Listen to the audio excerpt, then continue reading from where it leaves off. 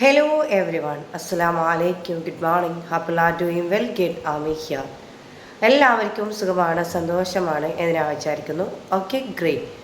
ഇന്നത്തെ ടോപ്പിക്കിലേക്ക് കടക്കാം. ഇന്നത്തെ ടോപ്പിക് എന്ന് പറഞ്ഞാൽ തിങ്കിങ്.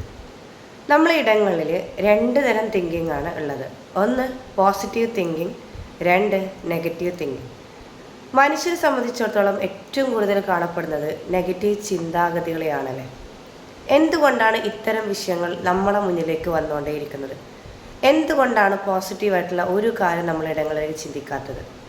ഒരു ഉദാഹരണം പറയാം. ഇന്ന് രണ്ട് വ്യക്തികൾ തമ്മിൽ നല്ല ഫൈറ്റ് ഉണ്ടാകുന്ന വിചാരിക്കാം.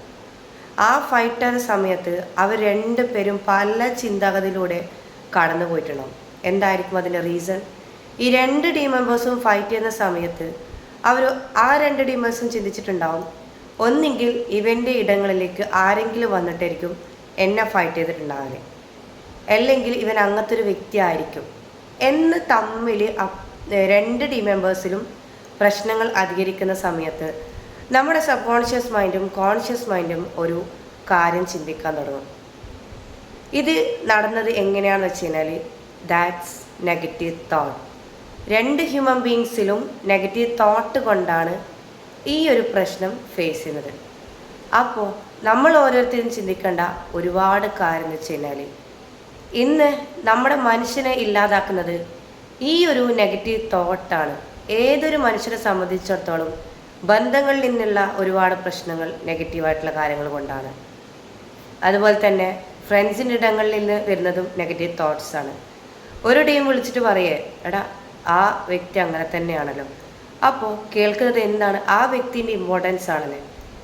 നമ്മൾ ഓരോരുത്തരും ചിന്തിക്കേണ്ട കാര്യം എന്ന് വെച്ച് കഴിഞ്ഞാൽ, നെഗറ്റീവിനെ ഒരിക്കലും നമ്മളെ മൈൻഡിലേക്ക് നമ്മൾ കൊടുക്കരുത്. അതുപോലെ തന്നെയാണ് നമ്മളെ സെൽഫിനെയും സ്വയത്തെ എപ്പോഴും ഞാൻ ഇങ്ങനെയാണ് നമ്മൾ കുറ്റപ്പെടുത്തിക്കൊണ്ടിരിക്കുന്ന സമയത്ത് നമ്മൾ അതുപോലെയാവും.